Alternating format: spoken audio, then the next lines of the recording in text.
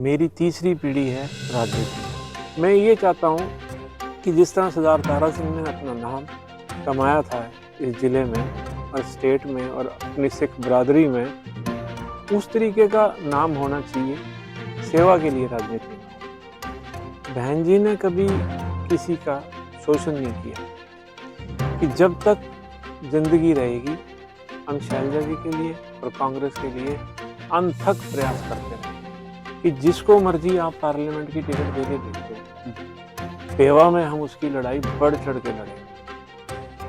Party माँ है, party से ऊपर हमारे लिए कोई नहीं है। कार्यकर्ता के बिना ना तो नेता है, ना कार्यकर्ता के बिना पार्टी है। बी पॉजिटिव न्यूज पर आपका स्वागत है। प्लीज जी, आप से कुछ सीधे सवाल पूछेंगे। ठंड ज्यादा है और ठंड में राजनीति गर्मी तो पैदा हो ही रही है, क्योंकि शैलजा मैम के बयान और जो उनका भविष्य दिख रहा है काफी मजबूत दिखाई दे रहा है कांग्रेस में, और कांग्रेस की बड़ी नेता, इसमें कोई शक नहीं है। पहला सवाल ये रहेगा कि राजनीति में लोग सत्ता सुख के लिए आते हैं, चौधराहट के लिए आते हैं।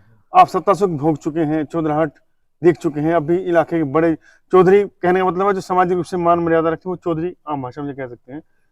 आपके फादर एमपी रहे, मिनिस्टर रहे, आप खुद बड़ी संस्थाओं से जुड़े हुए हैं, बड़े किसान हैं, बड़े जिम्मेदार हैं, इतना सब कुछ तो है, फिर राजनीति में क्यों? राजनीति जो हमारे परिवार की है वो सेवा भावना से है। वो राजनीति हमारी कोई किसी ओहदे के लिए नहीं है, राजनीति हमारे कोई किसी लालच से नहीं है। मेरी तीसरी पीढ़ी है राजनीति में।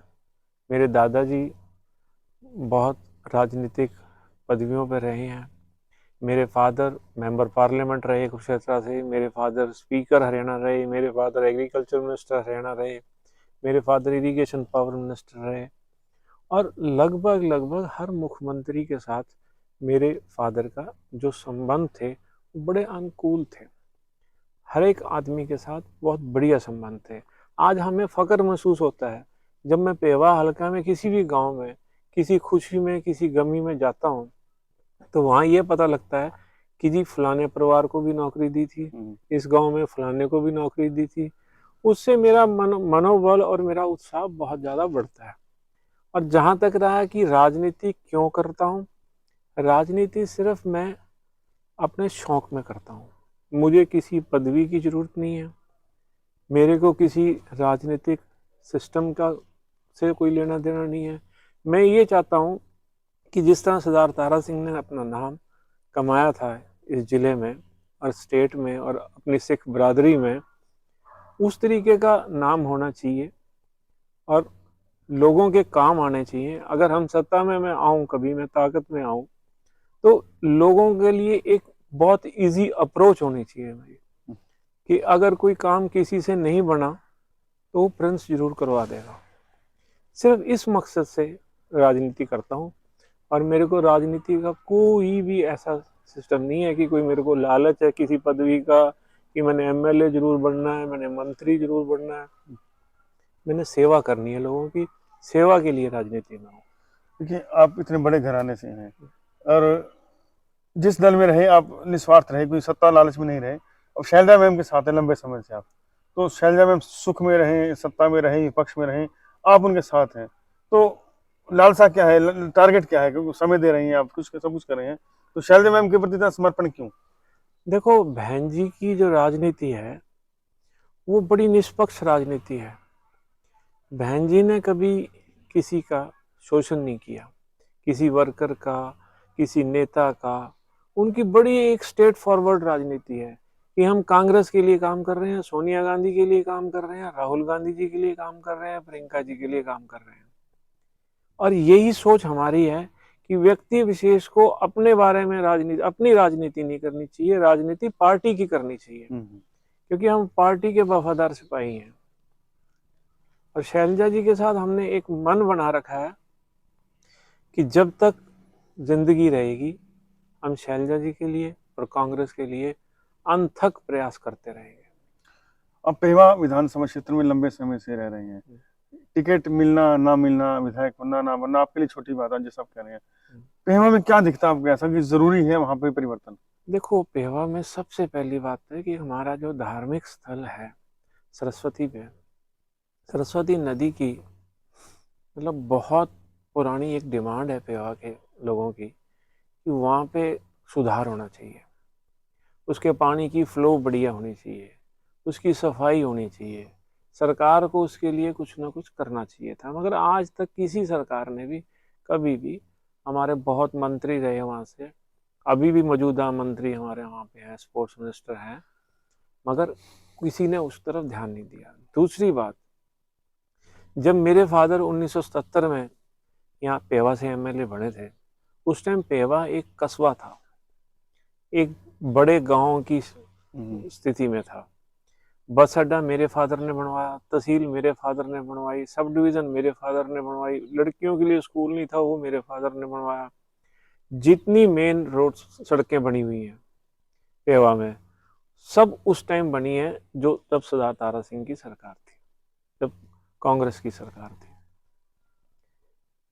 उसके बाद कोई नेता इस मेरी बात को, मेरी स्टेटमेंट को अगर काटना चाहता हो तो वो ये बताए कि किसने कौन सी सड़क बनवाई है, किसने क्या बनवाया।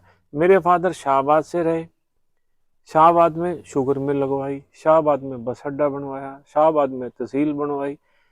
उस समय के बाद मेरे फादर जिस हलके से चले गए अगले हलके में चले गए, उस हलके में पीछे कोई तरक्की नहीं हुई, कोई डेवलपमेंट का काम नहीं हुआ, मुद्दतें निकल गई हैं, वो एज इट इज पड़ा है। सड़कों, पेवे की सड़कों में खड्डे हैं। आप अगर नई गाड़ी लेके 10 दिन पेवा की सड़कों पे घूम जाओ तो 10 दिन में आके बाद आप मिस्त्री के पास जाओगे तो मिस्त्री कहेगा इसकी सस्पेंशन होने वाली है। ये माहौल है हमारी सड़कों का। दूसरी बात, जो हमारे इस टाइम मौजूदा मंत्री जी हैं, उनसे लोग गुहार करते रहते हैं, बच्चे बेरोजगार घूम रहे हैं, रोजगार के लिए घूम रहे हैं, उनको रोजगार नहीं मिल रहा। मंत्री जी को सरकार के साथ लड़ाई लड़नी चाहिए कि मेरे हलके में रोजगार दो। रोजगार बिल्कुल नहीं है हमारे हलके में, रोजगार के नाम पे बहुत पिछड़ा हुआ है पेवा। हमारे यहाँ ड्रेन का एक पुल 2 साल से टूटा हुआ है जो मेन पेवा को और स्माइलाबाद को जोड़ता है, और उस पुल के से मतलब आप ये देखो कि जो रोजमर्रा का आना जाना है वो इतना प्रभावित हो रखा है, मगर उस पर कोई गौर नहीं फरमाई जा रही। ये ऐसे ऐसे बहुत मुद्दे हैं पेवा में जिनके ऊपर काम करने की बहुत भारी जरूरत है। और हमारी इच्छा है कि अगर कांग्रेस की सरकार बनती है, हमें मौका मिलता है, तो किसी को ये नहीं कहने का मौका मिलेगा कि पेवा में कोई समस्या है किसी तरीके की भी। आज अफसरशाही इतनी हैवी हो रखी है पेवा में कि अफसर अपनी मनमर्जी कर रहे हैं, लोगों को परेशान कर रहे हैं, लोगों को लाइनों में लगा के खड़ा कर रखा है। एक ये सरकार ने जो फैमिली आईडी बना दी है कि फैमिली आईडी बनवाओ, फैमिली आईडी ने लोगों को लाइनों में खड़ा कर रखा है, और उसकी मेरे ख्याल से कोई लंबी चौड़ी कोई यूटिलिटी नहीं है। बाकी स्टेटों में नहीं लागू हो रखा, हमारे हरियाणा में लागू किया है। ये बहुत परेशानी है भुगत रहे हैं पेवावासी, जिनसे निजात दिलाना चाहते हैं अगर हमें पब्लिक ने मौका दिया तो। आपके फादर साहब का बड़ा नाम था राजनीति में, कोई शक नहीं है, बड़े काम किए, कोई शक नहीं है। लेकिन क्या जनता याद रखती है पुराने समय के 20-25 साल पहले कराए कामों को, 20-25 साल के अच्छे कामों को याद रखती है? लोग बुरे को तो रखते हैं याद, अच्छा भी याद रखती है लोग। पब्लिक जो है वो सबसे बड़ा एक एनालिसिस का सेंटर है। हर एक आदमी इस बात के लिए चर्चा करता है, गांव में भी, शहर में भी, कस्बों में भी, कि जो काम, जो सिस्टम सरदार तारा सिंह का था वो सिस्टम अभी तक किसी का यहाँ इस हमारे एरिया में नहीं हुआ। रोजगार के नाम पे सरदार तारा सिंह ने जो लड़के ग्रेजुएट थे उनको घर से बुला बुला के नौकरी दे रखी है। आज चक्कर काटने के बाद भी नौकरी नहीं मिलती। और जो बात आपने कही है कि लोग याद रखते हैं, जो मेरे साथ लोग जुड़े हुए हैं वो सरदार तारा सिंह के कहीं ना कहीं एहसान में है, कहीं ना कहीं उनको सरदार तारा सिंह की कार्यशैली बहुत पसंद थी, और उनको वो सरदार तारा सिंह जी वाली जो कार्यशैली थी वो कहीं ना कहीं महसूस होता है कि प्रिंस भी उसी तरह से चलेगा। सर, अभी कुछ समय में लोकसभा चुनाव है, विधानसभा चुनाव भी आने वाले हैं, तो स्वाभाविक है कि आप चुनाव में लड़ाई लड़ेंगे कांग्रेस के लिए, तो संभावना क्या दिखती है विधानसभा में, लोकसभा में? देखो ऐसे है, बड़ा क्लियरली मैंने आज से 8-9 महीने पहले एक स्टेटमेंट दी थी पीसीसी में चंडीगढ़, जहाँ हमारे बावरिया जी, हमारे प्रभारी जी आए हुए थे, कि जिसको मर्जी आप पार्लियामेंट की टिकट देके भेज दो, पेवा में हम उसकी लड़ाई बढ़ चढ़ के लड़ेंगे। और आशा भी ये करता हूँ कि हम अपने मेंबर पार्लियामेंट जो भी हमारे इलेक्शन लड़ने आएंगे उनको पेवा से जिता के भेजें। तो राजनीतिक रूप से आपकी बातें में सच्चाई झलकती है, लेकिन राजनीति में सच और वफादारी कहीं ना कहीं गायब होती जा रही है, तो आपके लिए कितना मायने रखता है राजनीति में सच बोलना या पार्टी के प्रति निष्ठावान वफादार रहना? देखो सबसे बड़ी बात तो ये है कि पार्टी के लिए हमें निष्ठा रखनी चाहिए और ईमानदारी से काम करना चाहिए। पार्टी माँ है, पार्टी से ऊपर हमारे लिए कोई नहीं है। हम और हमारी नेता बहन शैलजा जी हमेशा हम पार्टी के लिए काम करते हैं, चाहे हमें आप सुबह 6 बजे कोई काम असाइनमेंट दे दो, चाहे हमें आप रात को असाइनमेंट दे दो, हम पार्टी के लिए हमेशा तत्पर खड़े हैं। राहुल गांधी की यात्रा में देखा आप लोग दरिया में बिछाई, आप लोगों ने फ्लैक्स लगाए, सुबह 6 बजे ठंड थी, आप 6 बजे पहुंच गए स्वागत के लिए अपना एक गाँव में, जो कुरुक्षेत्र जिले का पहला गाँव था, यूनिसपुर में। मतलब पहली बार लगा ऐसा कि नेता होना अलग बात है, कार्यकर्ता उससे बड़ी बात है मेरे ख्याल, ऐसा लगा वहाँ। देखो कार्यकर्ता के बिना ना तो नेता है, ना कार्यकर्ता के बिना पार्टी है। अगर जिसका कार्यकर्ता मजबूत है वो पार्टी मजबूत है, वो नेता मजबूत है। अब एक ड्रीम होता है हर एक शख्स का, अभी मेरा जो आदर्श है, आपकी शैलजा मैम को अपना आदर्श मानते हैं, तो क्या सपना, मुख्यमंत्री देखना चाहते हैं उनको, क्या लगता है? देखो हम तो उनको मुख्यमंत्री देखना चाहते हैं, नेचुरली है कि हम उनको देखना चाहते हैं कि वो मुख्यमंत्री बने और प्रदेश का विकास हो। तो पेवा वासियों को कुछ कहना चाहेंगे अंत में? पेवा वासियों से तो एक ही अपील करना चाहता हूँ कि मेरे फादर की, मेरे वालिद साहब की आपने कार्यशैली देखी है और उस कार्यशैली में कमी नहीं आने दूंगा।